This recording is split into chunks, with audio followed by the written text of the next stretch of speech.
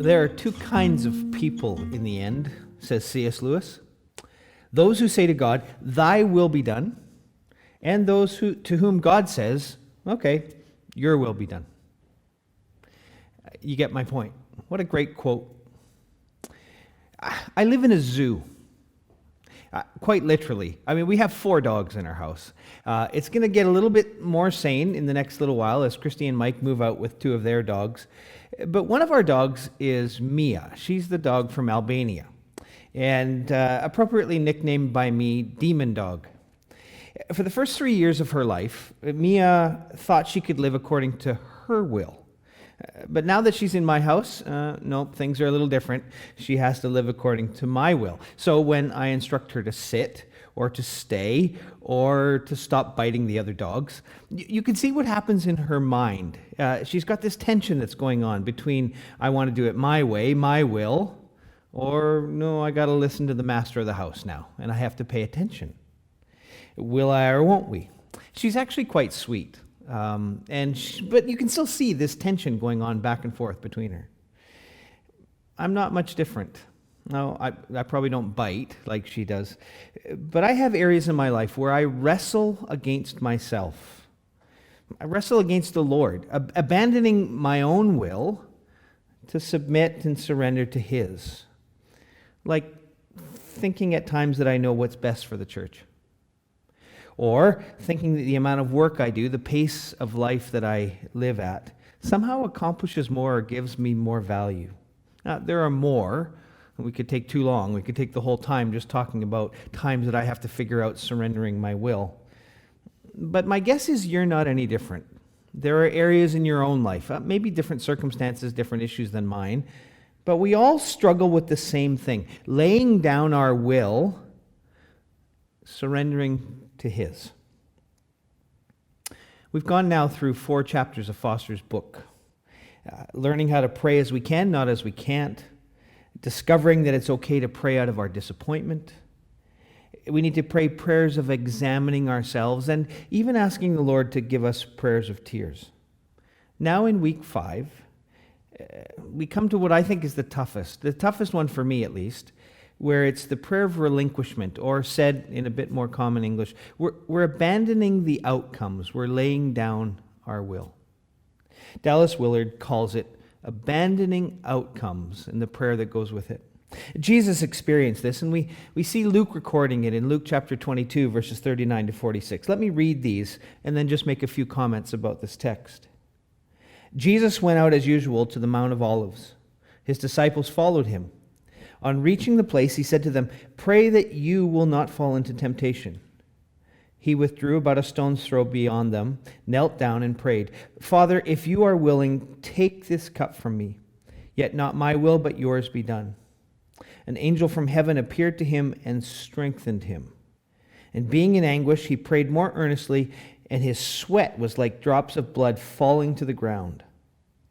When he rose from prayer, went back to the disciples, he found them asleep, exhausted from sorrow. "Why are you sleeping?" he asked them. "Get up and pray so that you will not fall into temptation." There are 3 areas that I think this text reveals of how we're guilty of robbery in this text. First, we rob Jesus of his humanity. Somehow in the hearing of the story, our emotions rob Jesus of his. Is it not true that somehow we protect ourselves by hearing what Jesus went through and defaulting to the reality that we say, but he's God, he can handle all this? Remember, Jesus was fully human.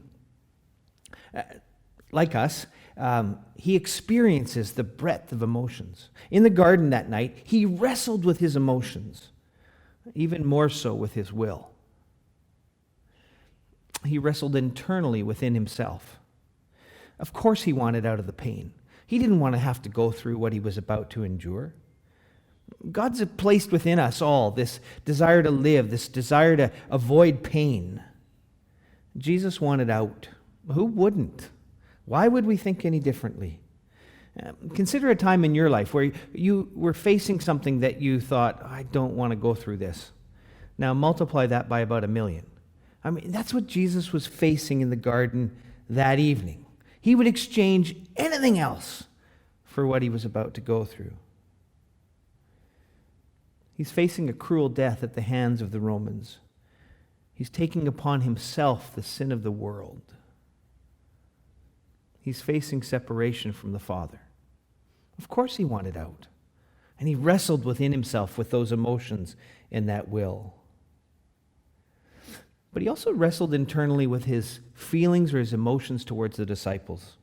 In the midst of the greatest trial he would ever face, any human being would ever face, he goes back to them and they're sleeping. Do they not care? Do they not understand or know what he's about to go through? How is it that he can carry all this weight upon himself, and those that are closest to him are asleep? Remember, Jesus is human, without sin, but human like us, and experiences all the emotions that we would experience just the same when facing trials, and it's like nobody cares. But he also wrestled with the will of the Father. How could this be the only plan? How is this the best? How is the Father good? Yet he knew. He knew that the will of the Father was best, always best, even when we're struggling, even when he was struggling to lay down his own will. Friends, I think we've read this story, Jesus in the garden. I think we've read this story and we've robbed Jesus of what it took for him to lay down his will and to surrender to the Father's. Yet not my will, but yours be done. We've domesticated this scene and then acted upon it. Well, secondly, we rob the Father of opportunities. Firstly, we rob Jesus of his emotion. But secondly, we rob the Father of opportunities. We rob God of the opportunity to demonstrate his strength. Those of us who are parents, we know this scenario all too well. We want the kids to listen, to follow our instructions. We know what's best. We've been through this before. But they fail to surrender their will to us, and so we take a step back, particularly when they're older. We take a step back and we say, all right, so have it your way and watch the consequences that will come. It hurts us. We could have stepped in. We wanted to step in, but we stopped. We let them go their way. Do we not do the same thing to the Father? I think we do. We go our own way, and in a sense, we rob him of the opportunity to demonstrate his magnificent strength, like the angels did in the story with Jesus. In the end, he'll always demonstrate his strength. He's sovereign, I get that. But in the moment, from our perspective, it seems like, it looks like, it feels like that we rob him of the opportunity to demonstrate his strength. But we also rob him of the opportunity to bless us. What a wonderful way that it is that Jesus teaches us about this. He teaches it in the Sermon on the Mount. Which of you, he says, when your son asks for bread, gives him a rock or a scorpion instead of a fish?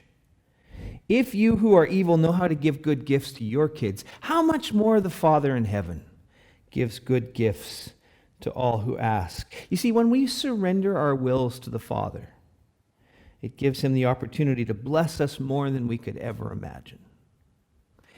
Well, lastly, thirdly, we rob ourselves of the life that has been offered to us, life to the fullest. Jesus offers us that kind of life. He's able to do that because of the fact that in the garden that night, when on the cross, he surrendered his will to the Father's. So I quoted C.S. Lewis at the beginning. Let me quote C.S. Lewis right here at the end. Lewis says this, "Indeed, if we consider the unblushing promises of reward, the staggering nature of the rewards promised in the Gospels, it would seem that our Lord finds our desires not too strong but too weak. We are half-hearted creatures, fooling about with drink and sex and ambition when infinite joy is offered us, like an ignorant child who wants to go on making mud pies in the slums because he cannot imagine what it is meant to be offered a holiday at the sea. We are far too easily pleased." The prayer of relinquishment, or abandoning outcomes, is simple in words, yet extremely difficult in practice. Not my will, but yours be done. The irony is that even though we feel like we are sacrificing so much, laying down our will, surrendering to His, when one thinks this through, when we think this prayer through spiritually, it's the most logical prayer we can pray. Why would we hold on to making mud pies in the slums when we could lay that down and receive more than we could ever imagine? Well, it's not measured in the ways of the world, but rather from an eternal kingdom's perspective.